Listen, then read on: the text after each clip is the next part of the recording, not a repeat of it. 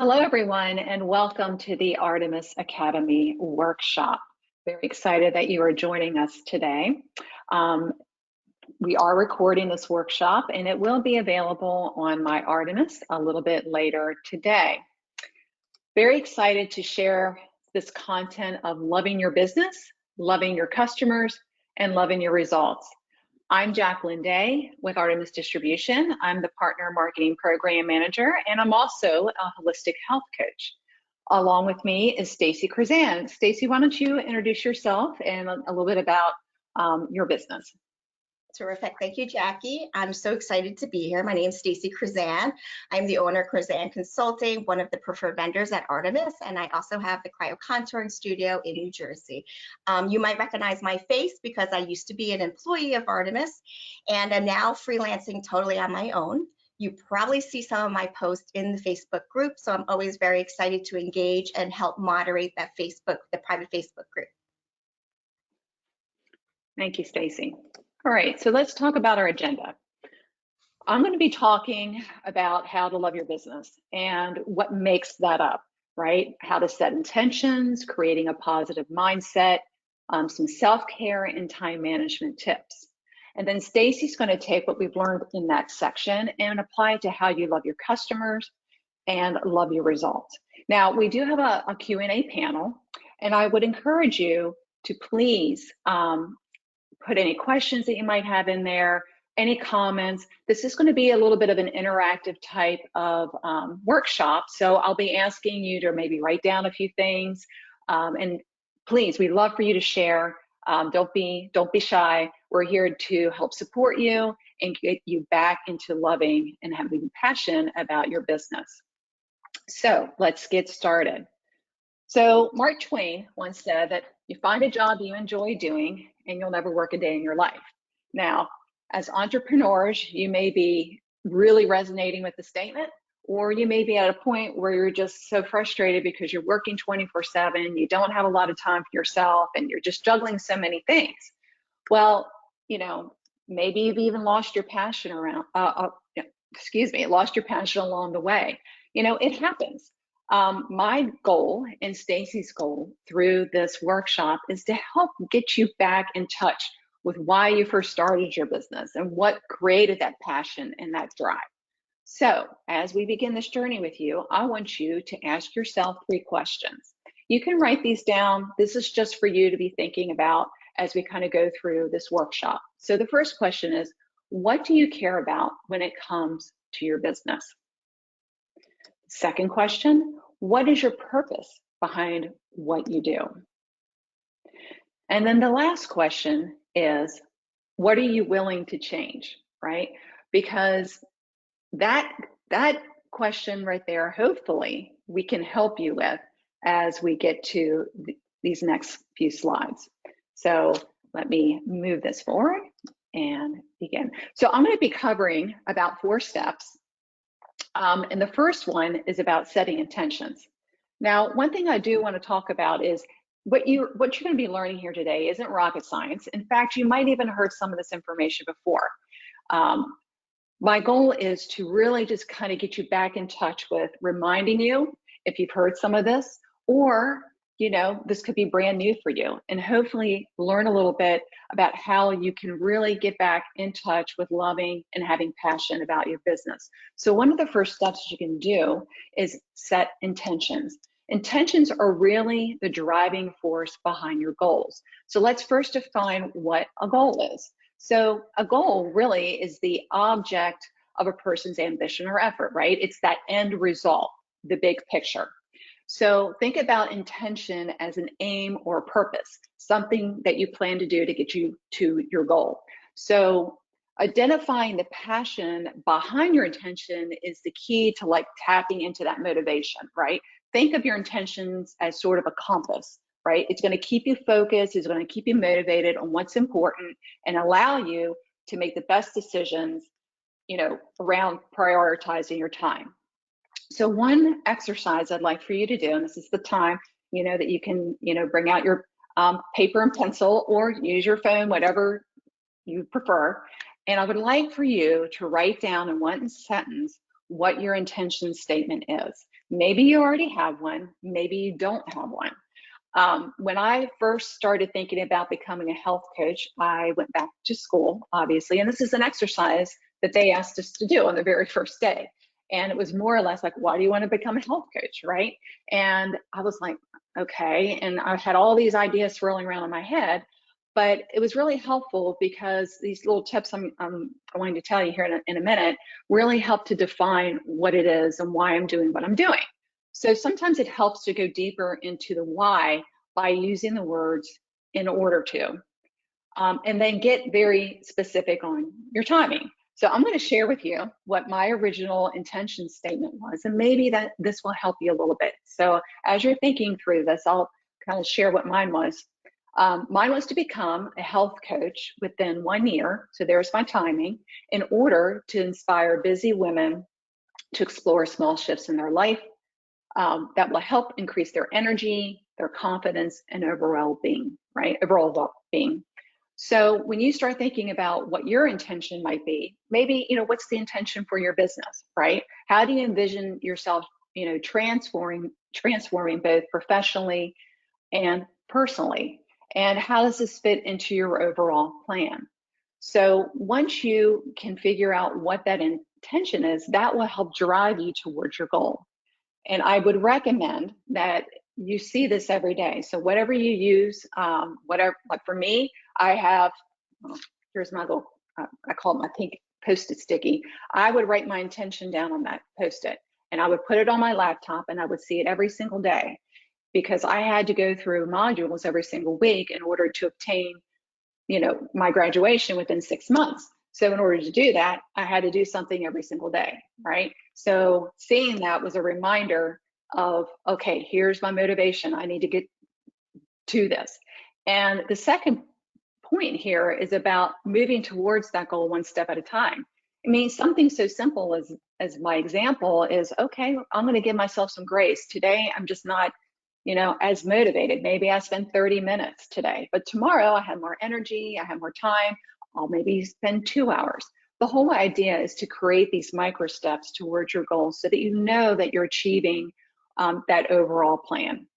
And my last point is about intentions, is that it can grow and it can change over time.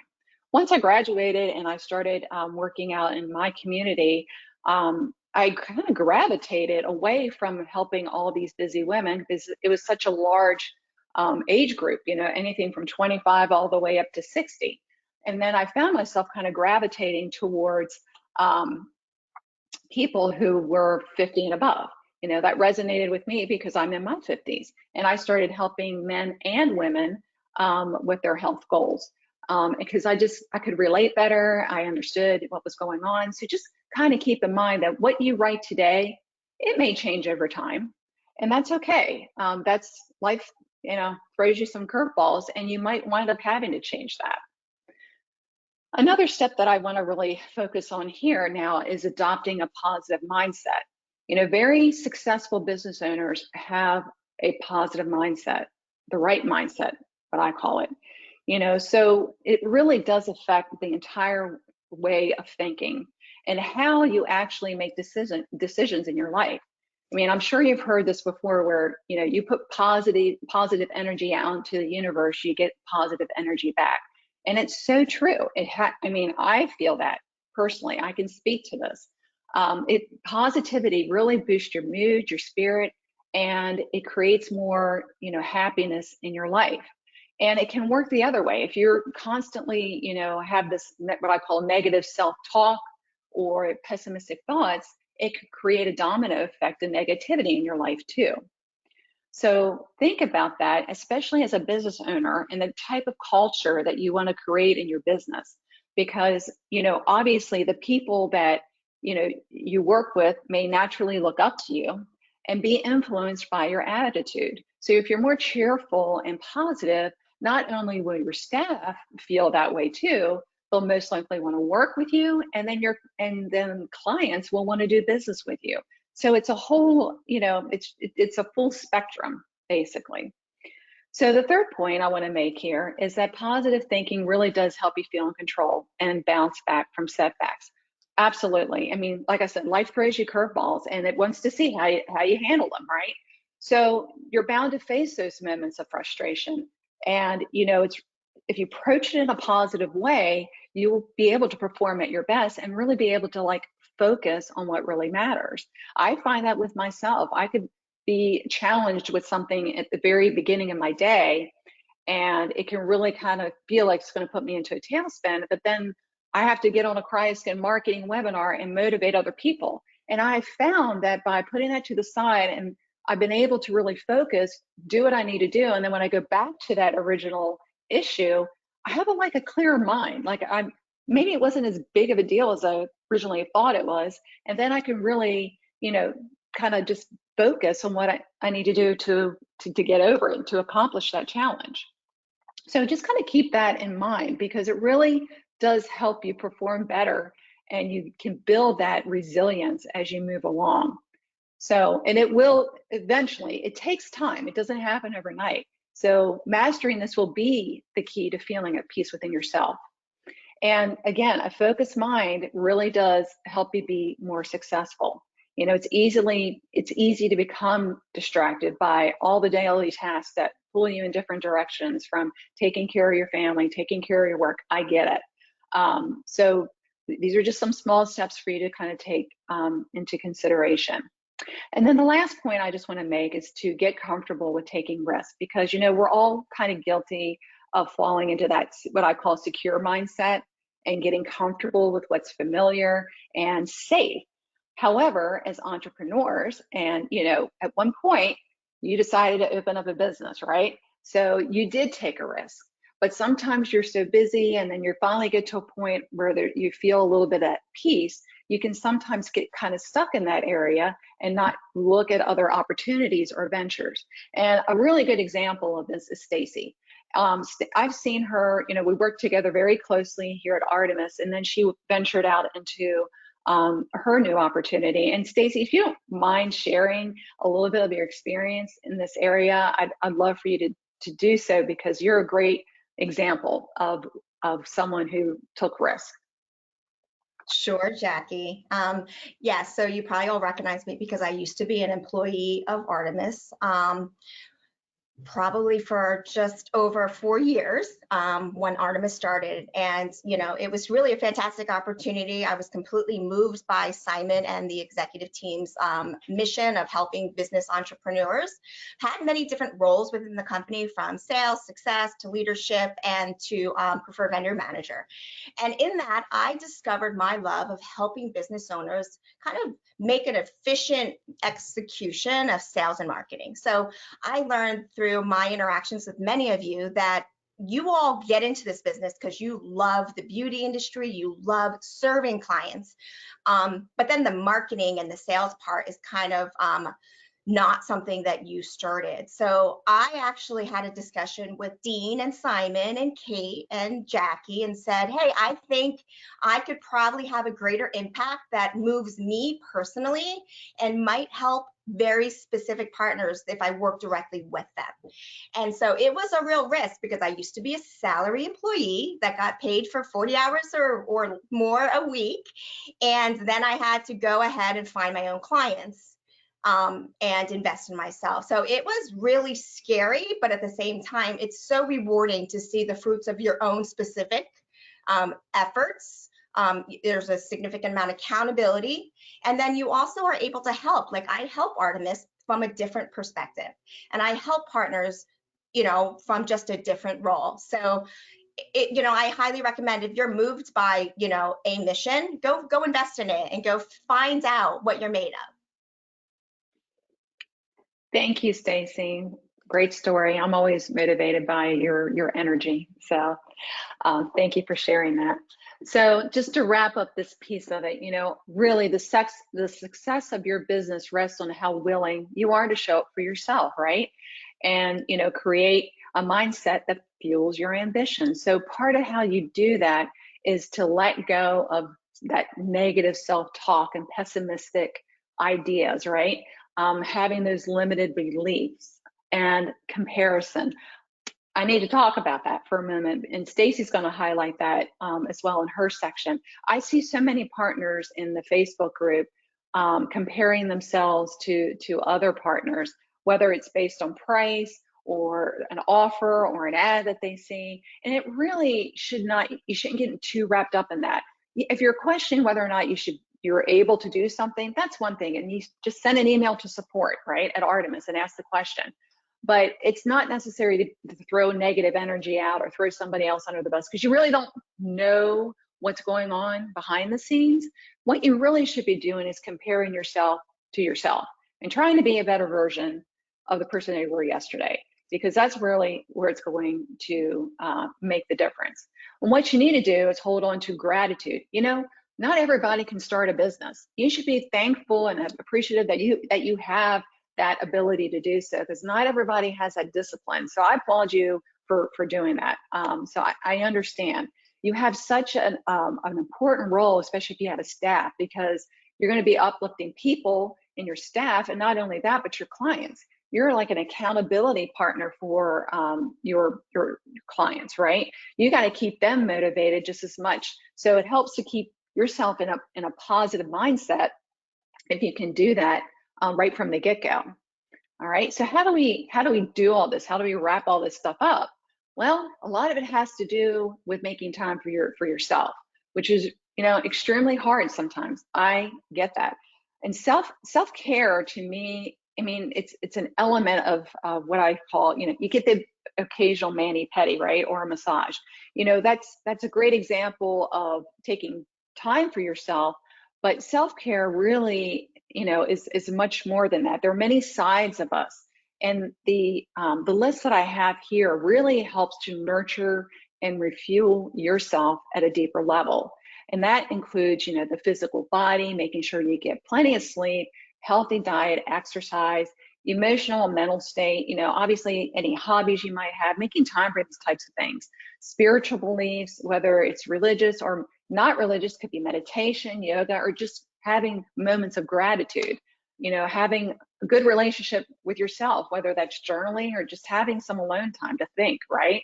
And then your relationship to others, you know, making sure you have that social interaction with friends, your family, or just volunteering. And then of course, work. And I'm not talking about the daily stuff that you do every day. I'm talking about making time for setting goals, learning new skills, and setting boundaries. All of these are important, and you need to make time for. So I'm going to open up this poll because I'm just kind of curious to know where everybody stands here on areas where they think they need to kind of work on that need a little bit more attention. So I'm opening this up. I would really love for you to just give us an idea where you are.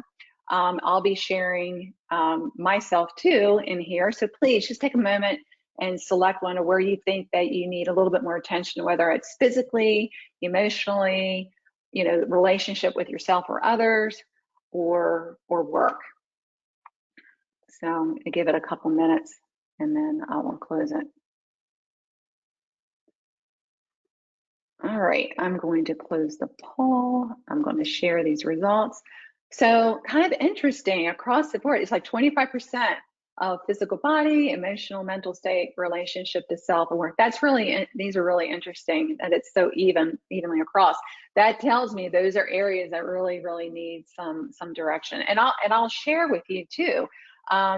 Mine is probably more relationship to others, because I do find myself at times being very remote. You know, I work from home, I work out from home, and I'm telling you this example as we go into this next slide, is that making time for yourself is so important, because like the example I'm sharing with myself, if there's an opportunity to go and do something with somebody, I have a tendency to like, okay, I don't really feel like taking that shower. I don't really feel like going out. And that negative self-talk starts to take place. And I can tell you that those times where I have allowed myself to actually participate, I feel so much better after I've done it. And I feel positive, I have energy, I'm like just happy. So again, this is, you know, that point of by allowing yourself the time and space to practice self-care, it can have a ripple effect on you both personally and professionally.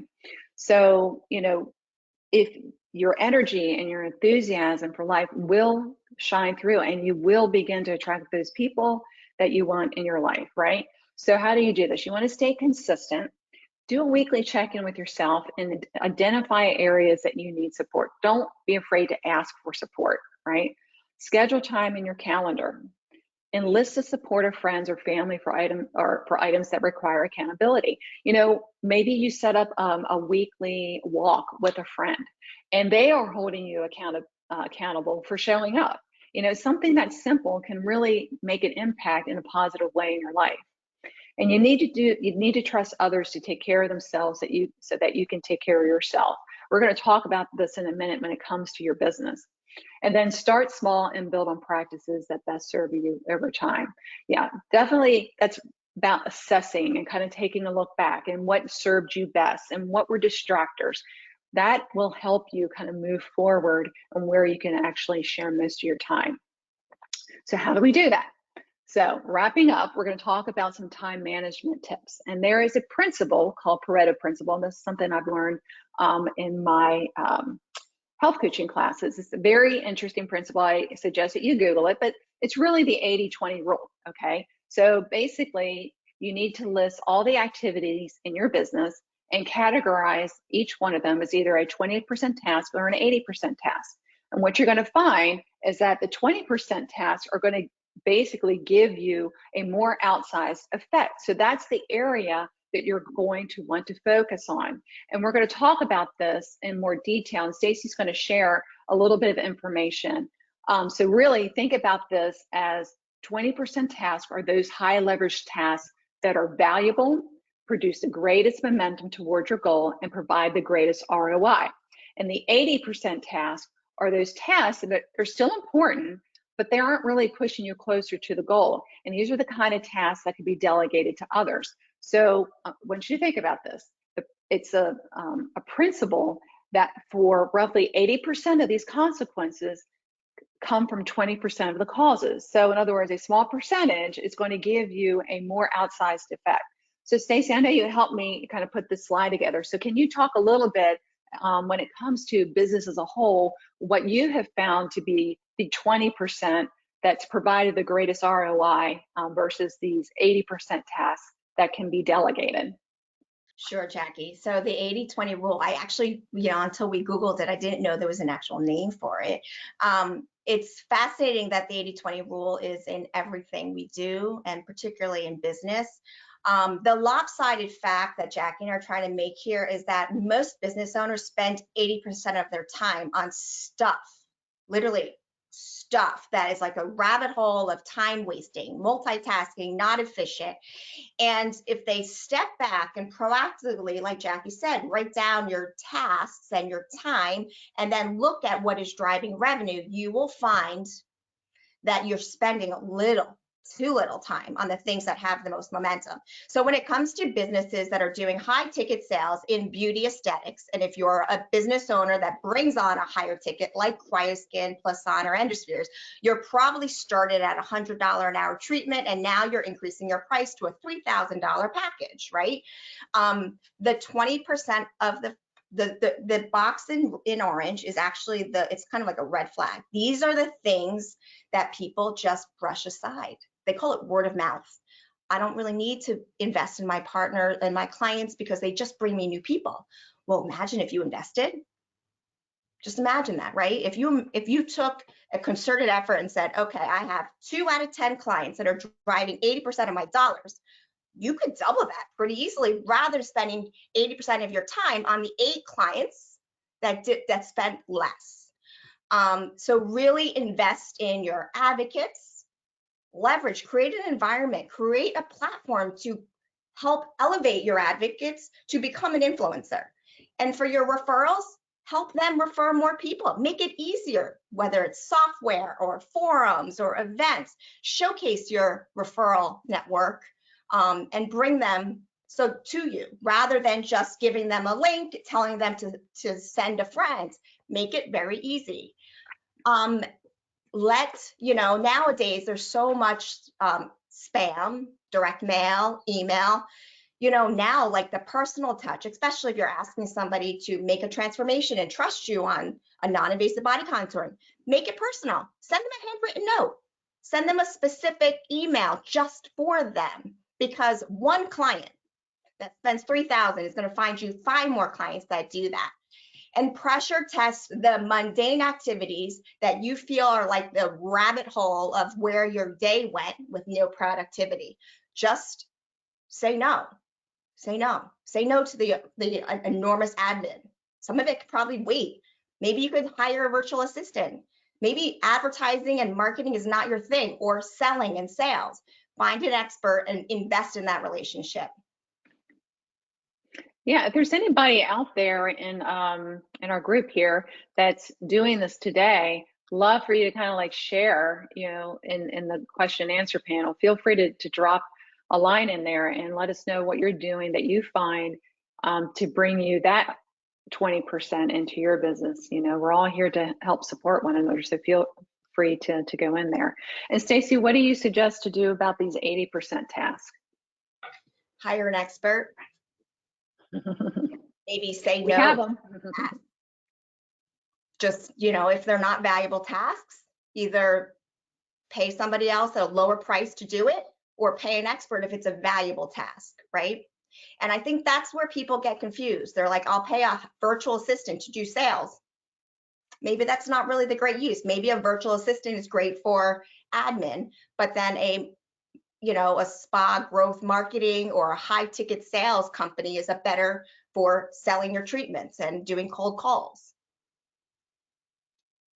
Right. Yeah, I think the idea here is to just offload those tasks that are occupying a lot of your time, so that you can focus on those tasks that are going to give you the greatest return on your investment, which allows you more time for yourself, right? That's how we kind of bring it full circle here. So in summary, basically what we want to convey is use intentions, right? That's what we talked about first, to prioritize your activities and calendar to meet your goals.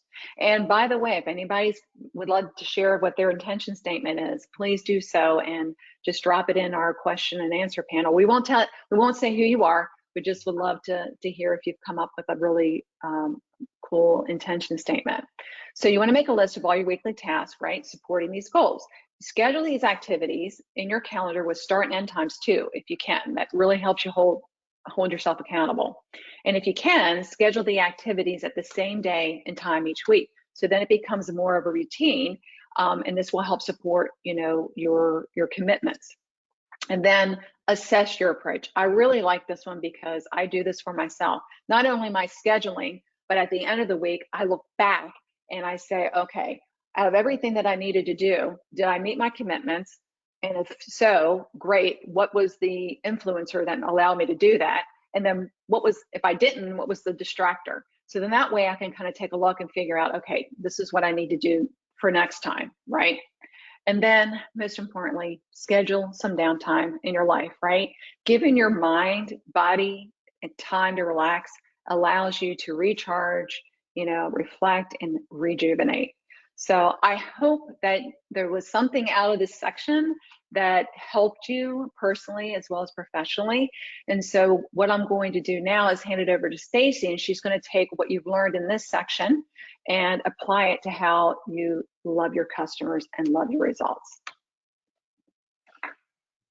Thank you, Jackie. So I'm really excited to share with you, because I do think it does take a bit of an emotional love of what you do in this business. Because if you're going to attract somebody to make a change in their body or to have an anti-aging effect or improve their confidence, you're really pouring into yourself, like Jackie said, your intentions, your goal setting, and your self-care into your business and into your customers. So let's move on here. The next slide. So all of us started out as an entrepreneur with a bright idea, right? You probably either went to aesthetic school, you're a physical therapist, a chiropractor, a massage therapist, or a spa owner who's really fantastic as an entrepreneur. And then Artemis came along and said, hey, we've got these fantastic new products that will help you not just sell your $100 item to a large audience, but a higher ticket item to have non-invasive body contouring, improvement of cellulite, acne improvements with these other devices. So you onboarded with the Artemis team with full of excitement. You can see in this picture how I'm smiling, I have great ideas, I'm so motivated. And then in the next slide, you see the device is delivered. You start getting into your website admin. You open up your email, you go talk to your husband or your family, and they're like, what are you doing? You start posting on social media and you're like, crickets, nobody wants to come to my place. And so the picture on the top left is really the naysayers, the prospects who you think are prospects that are actually just background noise. The picture on the right, competition. I want to tell you, the competition, like Jackie said, is not your neighbor. Your competition is where you were yesterday and what you can bring from yesterday to today. The picture of the discounts, as soon as you start discounting, now you're a commodity. You're like, oh, should I go to Jackie's spa? She's 20% off. I'll go to Stacey's spa today because it's 60% off. And then tomorrow, they're just not going to purchase until you discount their price. And so it can be daunting. And that's like all the sticky notes saying, these are all the tasks that I have to get done. And it is draining. My daughter saw this picture. She goes, why is this person so sad, Mom? And I'm like, actually, they're not sad. They're just exhausted because they had bright ideas and they're just being deflated by all of this temptation to just allow the negativity to consume them. So I want to tell you to stop, to resist that. So in the next slide, I'm telling you to just ignore what you think are competitors. They're actually not your competitors. Just tune them down. You don't need to handle every single objection. Validate, is that a valid objection from a valid prospect? Pressure test the time that it takes. You don't need to go out there being like a salesman, a used car salesman, selling it to like every human being. So just settle down with the competition. Ignore objections. Like I said, not every objection is worth your time. Just maybe walk away. Do not discount. Actually, if there's somebody having a price war, I'd say increase your price. And I say add something that differentiates you. Price means you're of greater value. I highly recommend try it. You'll find out quickly that people are going to see, ooh, Stacey's prices are more expensive. She must have something. You're right, I do. You're going to stay with me longer because I do have something. Confidence. Other people might not have that, and they feel like price is going to attract people. People like to believe you pay for what you get. Don't be the cheaper product then, a cheaper service. So just stop being reactive. Jackie gave you some great direction, ideas, and some actionable tips about stop being reactive. Be proactive with intention and execute that.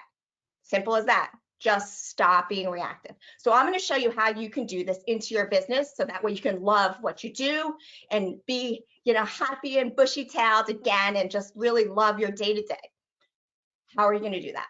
Well, I'm here to tell you, if you invested in yourself, give yourself a hug, give yourself that self-care, whatever your self-care is. Is it social? Is it mani-pedis? Is it family time? Whatever that time is that you can invest in yourself, then you're ready to pour it into your customers. And so the rest of our presentation is around what you can do for being customer focused. So you're going to focus specifically in 3 areas. You're going to focus in their experience, their results, and their community, which is actually going to be your community. So with the experience. Now, when you put on the hat, like I'm the cryoskin business owner, I'm also the mom, I'm also the chauffeur, the cleaning lady, the PTO person, I'm the boss, I'm the employee, I'm the provider.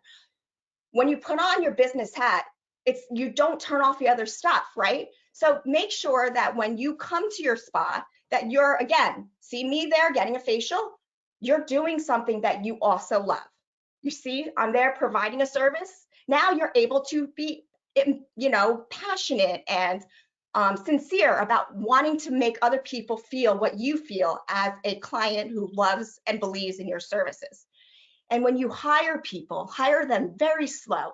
Be very deliberate about like recruiting, but not hiring until you've decided these people are worthy to invest. It's better to hire slow and fire fast. And when you have invested in yourself, your love of what you're about to do, you're able to provide that to others. And you can see on the right a client who's literally getting a facial, Krizan facial, and she is smiling like she is in heaven. And that's because you are pouring this passion into her, and you're able to just simply focus on the task right in front of you. And I'm telling you, that will lead to 5-star Google reviews, which is kind of important in this business. So Absolutely. Yeah, what's that, honey? I said absolutely. Yes, and we're going to go more detail to that. Sorry. So that's customer experience. So you're really going to have to, so, I've always, in management, always just had the stop, start, continue language. And we're going to focus on the stop and the start. And it's really important because in the day-to-day, it's so easy to like just, you get an email, you get a phone call, you get a pat on the back. It's just so, like clockwork. You show up at 6 o'clock in the morning, you're done at this, and you're like, where did the day go? So you just stop, just pause at times and just check your reactions. Because when you're reactive, you're actually causing a ton of frustration and resentment, and you're not going to be able to deliver that to your customers, the love of what you're doing. If you are talking to somebody and they're just not a fit, or they're challenging your price, I want you to know they're price shopping. Just let them go. They're not going to be loyal. They see you as a price tag, and you'll always be defensive and chasing the wrong prospects. So just let them go. It's actually very empowering when you say, you know what, go to spa across the street for their 20% discount. And I bet you they're going to go, oh, I want to pay 20% more because I want to see what you offer. Always in this business, you should always choose quality service, quality care, quality clients over quantity. And be I've got a question on that, Stacey. How do you implement that? Choosing quality service over quantity, and it's as you start out. Oh, so you're saying quality and quantity in terms of service, not necessarily prospects, right? Well, you just said quality service over quantity. Okay. Yeah. So for that, I would say focus in what you're doing and make sure you're providing the entire experience that's right with your environment. So for example, if you're a higher price service, make sure you have the ambiance for it. Make sure you're not like, here's water bottles and towels and this and that, and you have all of this knickknacks. Focus in on like, we have the infrared sauna, we have the compression therapy. Just really focus on the quality that's right for your brand. I will be, pretty harsh to say that I see a lot of conversations around, well, what product should I add? What should I do here? What should I? And people are so wanting to like just reach out and just like add something. And they, what somebody else is offering complementary to their service across the street is not going to be the same thing that I'd want to offer. And that is okay. Focus on really what your brand is and what you're doing and with your clients. Does that make sense? Or is that? Yeah, it's great advice. Yep.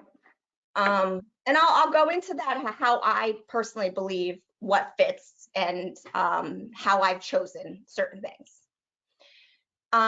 So you're going to stop, instead of being reactive, just pause and think and say and ask yourself, is this important? Is this relevant? Is this urgent?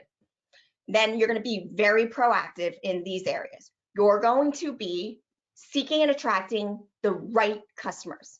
Meaning if you're, like Jackie said, she was a business coach from 25 to 60, and then she narrowed it down. And that's when she was able to have greater reward and greater return and greater engagement. So you might start a little broad. You might start with like working women that are busy and want body contouring. And then you're going to be laser pointed in women from 40 to 60 that are on Zoom phone calls, in the middle of the day that want to have an appearance of looking confident. And so you'll narrow down the who is the right customer, because when you do that and you're targeting your efforts and your communication, they're going to resonate and they're going to value what you offer. You know what? They actually don't want to be the Groupon visitor across the street, because that's not their profile. They don't want that experience. They will also feel like they're understood, because you're going to be able to invest in a smaller, tighter quantity of clients. You'll get to know who they are, where they hang out, what motivates them, what do they wish for, what are their desires, what are the challenges that brought them here. And when you do that, they will feel like your brand fits. They will appreciate what you're doing, and they'll bring more people to you like that. Good. I resonate with that, because I have an esthetician that I have been following for now 20 years, and she used to be in just like one of those just a regular med spa, and then she decided to work for a dermatologist, and her prices are much more expensive now because she's working for a doctor. But I won't go anywhere else, because she knows my skin, she follows up with me, the service that she provides, all of that what you just said resonated with me, because that's exactly what I do as a customer. Yeah, you don't, I mean, I'm 48 years old. I don't want to go to the same esthetician that's treating 20-year-olds at a high volume, right? Because they have different problems, Right.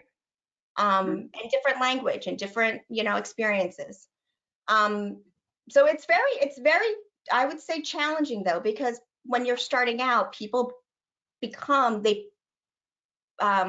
desperate or worried or stressed that they're not going to make money. And really, if they pause and do it with quality and intention, then they could build, and it's more scalable. So you might build a little slower, but you're going to have a stronger foundation that is more enjoyable. Having now the two of us been in this business for a long time, we have seen people build with volume, and then they figure it out, and then they basically have to restart. And now they have two different types of business. They have the high volume, low price business. Is like, oh, that's not working out. Let me go over here. And it's almost like starting all over. So when you become customer focused and you focus on their experience, you're able to focus on their results, which is so rewarding, right? Because we're like toning abs, and we're slimming beautiful bellies and legs, and we're doing more than that, actually. I mean, it's not just the physical things. I record all my conversations right after the interview. I have a process where it's like, we take your before and after photos. Then we take the before photo, we do the treatment, we take the after photo. Then I do a quick collage, and we sit and we talk and we zoom in on the collage. And then I hit record and I go, okay, so Jackie, I just showed you these results. What do you see? And what they say is amazing, because they actually don't even talk about just what they see. They talk about what they feel. Well, I struggled with this, and now I feel more confident. Like, I don't have to I'm going to go on the Turks and Caicos trip, and now I can wear shorts instead of long pants when I'm in the Caribbean. And then they're emotionally attached to you and these services. So take the time. Don't treat them with a slimming and send them on their way. Have a conversation with them. Add the 5 minutes, 7 minutes to that appointment. Ask them what they see. Don't tell them. And then add very purposeful products or recommendations or services that are gonna maybe even like rig your results, let's call it, right? So I'm gonna call it rig, because I know if you do compression and you're doing slimming, we all know if you're helping your lymphatic system, more fat cells are gonna flush through, right? So make sure you have a referral program with infrared sauna, compression therapy, cryo center, and then add the products that fit with that. So we already discussed like the results, the before and after photos. When we said love your client, love your results, we're actually talking about your client's results. We're not talking about your financial results. We're not talking about your business results. Those are an after product of focusing on your client's results. So we'll go to the next slide. And when you go deep on your clients, narrowing the who, their experience, you're rigging their results by making sure you're making very purposeful recommendations to improve their results. and you're spending that time, you're able to build this community that you're now a part of. You're going to create an environment. The picture on the left is in the waiting room. What kind of environment are you facilitating them to hang out, try other services, meet other clients, meet other staff? Where do they go spend their other time? Are they a baseball mom? Are they, doing a nutrition program?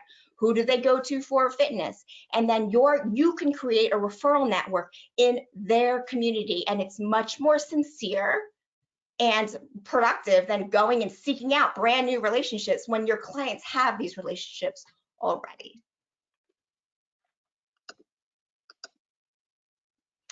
And that is the secret to how you can enjoy better business results, is by just literally focusing on your clients, going super deep in your clients' experience, their results, their community, and you'll have a better retention of service.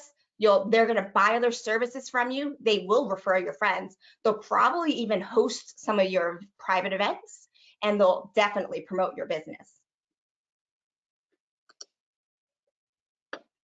And then you'll end up getting tagged in these amazing moving posts where they're going to shout your business out and say, hey, come to my friend's new business, help her get more people to try these services. And that is more sincere than you doing any kind of paid advertising. And it's a lot more fun to talk to your friend's friends than it is to some cold calling person who filled out a form. And that is the end of my section. Wonderful. Thank you, Stacey. As usual, you always are telling us so much about how to the best way to approach loving, your customers, business coaching as a whole, and your success with it. So why don't you talk a little bit about how people can get in touch with you? Awesome. Okay, so that little screenshot you see, Jackie and I are both moderators in the official Artemis Partners group, which is just a private group of any partner of Artemis that has a cryoskin endospheres and Krizan. And the intent of that group is to create a community of collaboration where you're able to help each other, share resources, tips, and Jackie and I are always commenting and answering questions. You can also email me directly or click on my website for more information. Wonderful. All right, and just a recap of what's coming, we do have a CryoSlim workshop that's going to be hosted by Tracy Anderson, and one of our newest hires, Parker Jackson, who's our strategic accounts field trainer. That's going to be on March 2nd. That will be a live demo with Q&A. And then we will be having a marketing workshop on March 9th, discussing some budget-friendly marketing tools for your business. And we're going to be featuring one of our preferred vendors, Fall Growth Marketing, and they're going to talk a little bit about their social media DIY program. A lot of interest lately. I've seen that especially in our Facebook community group, because it is a very affordable program that can show you the tools on how to run your own social media campaigns. And then later in the month, we're going to have a Krizan workshop on anti-aging. That will be a live demo with Q&A. We're still kind of working through who's going to be hosting that, so bear with us on that. And so at this time, we'd love to open it up for any Q&A that you might have, anything that we may have gone over that you just have some questions about, or maybe you just want to share some of your experience based on what Stacey or myself have talked about in this workshop, because I know it was a lot, but I think it was well worth, I know, my time putting this together with Stacey. I was very excited and motivated to provide this information to you. So feel free to pop in any questions you might have, because we have about 10 minutes left of our time with each other. So Stacey, I'm curious to know, of the areas that we had listed there on physical, body, emotional, mental state, are any areas resonating with you? You seem so motivated that you got it all kind of covered. Anything that you feel that you need to work on? Well, probably a little of all of it. Yeah. I would say probably the self-care part. So just really focusing on maybe pampering myself. And so I love this business because it makes me become a client, right? So I make sure when I work a long shift, I give myself a cryoskin facial. that I incorporate my self-care into my training, where we'll trade services and we'll give each other feedback. And I think that is how I find efficient to make sure I'm doing my self-care while leveraging the productivity of it. Mm. Okay, great. Do you have a question regarding marketing and how you started off marketing your business, or I guess Quantum? Yeah, no, that's a great question. So I actually hosted events at places I knew people go. So I hosted one at and I chose these locations with purpose, meaning I didn't go to a high volume Planet Fitness or a big box gym. I went to a high-end Pilates studio where the owner had been there for years, that I had known for years, that my daughter and my friends are members of, and that the relationships are tighter. So I chose this for a reason, right? Because I know when she does something and she hosts something, she's going to be a greater advocate for me, and she has the relationship trust with her audience. And then I also hosted a facial demo day at a hair salon. And again, didn't choose a high volume hair salon. I chose a small boutique in a small section of town where the salon owner has a very loyal client base. And the reason I chose that is because instead of going somewhere that I'm going to have to sell the owner on selling my stuff, that she already has clout with her clients. And so when she's hosting somebody, people come. So that's how I started. I would say one of the key things of doing that is to make sure you take the extra time to not just offer demos and education, but to capture the who is coming, the who is interested. Get the data, because they're your future promoters. Okay, great. Also, real quick, regarding the Pareto principle here, when we talked about some of the tasks that you include in your 20%, one of those being referrals.